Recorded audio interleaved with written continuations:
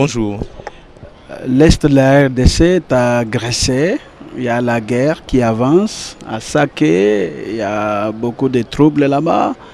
Alors, quelle piste de solution, vous, comme élu national, élu du peuple, vous pouvez proposer pour que nous puissions venir à bout de ces agresseurs?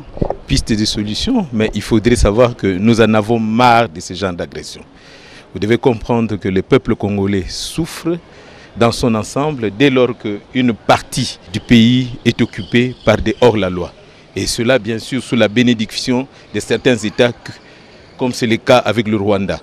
Vous devez savoir que par rapport à ça, notre détermination est de bouter ses ennemis hors de notre territoire national. Vous avez eu à suivre les discours de campagne du chef de l'État. Vous avez eu à suivre la détermination du gouvernement. Et je crois que dans les jours à venir, les choses vont être réglées. On n'a pas d'autre choix que de chasser ses ennemis. Nous mobilisons davantage l'ensemble du peuple congolais pour que tous, en dehors de nos divergences politiques, que nous soyons derrière le chef de l'État élu pour que nous puissions mettre dehors ces hors-la-loi. C'est une détermination parce que nous n'avons qu'une seule nation.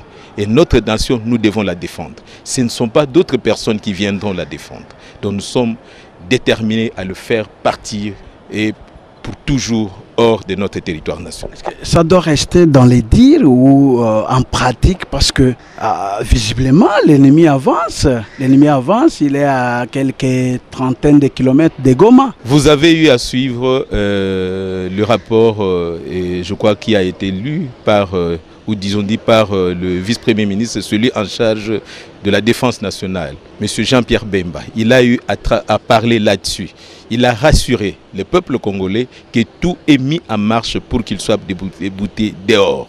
Vous devez savoir que c'est une guerre. Ici, il faudrait une forte mobilisation et des moyens conséquents qu'on doit doter l'armée nationale. Et je crois à ce jour, ils en disposent. Vous avez eu à suivre le vice-premier ministre, celui en charge de l'intérieur. Il a aussi rassuré que Goma ne va pas tomber parce que nous avons tous les nécessaires en termes de ressources humaines, mais aussi en moyens, en équipement.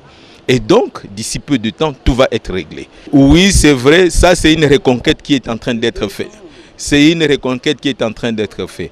On a trouvé le pays là où il a trouvé, son Excellence Félix Antoine Tshisekedi, et il était question de mobiliser davantage ou de doter davantage notre armée de l'équipement nécessaire. Et je crois que c'est ce qui est en train d'être fait, et c'est ce qui est fait déjà d'ailleurs. Et je crois que d'ici peu, nous allons régler cette question-là. Parce que ce n'est pas quelque chose qui se passe du coup d'un bâton magique. Nous avons une armée qui était quelque peu fatiguée, découragée, mais aujourd'hui avec la forte mobilisation sous la houlette du chef de l'État, qui est le commandant suprême, les choses vont être réglées et le plus rapidement possible. Donc ce n'est plus question de dire, c'est un problème de faire maintenant. Et je crois que c'est ce qui est en train d'être fait. Sa détermination, comme il a su le dire, c'est le chasser et le chasser jusqu'à son dernier retranchement.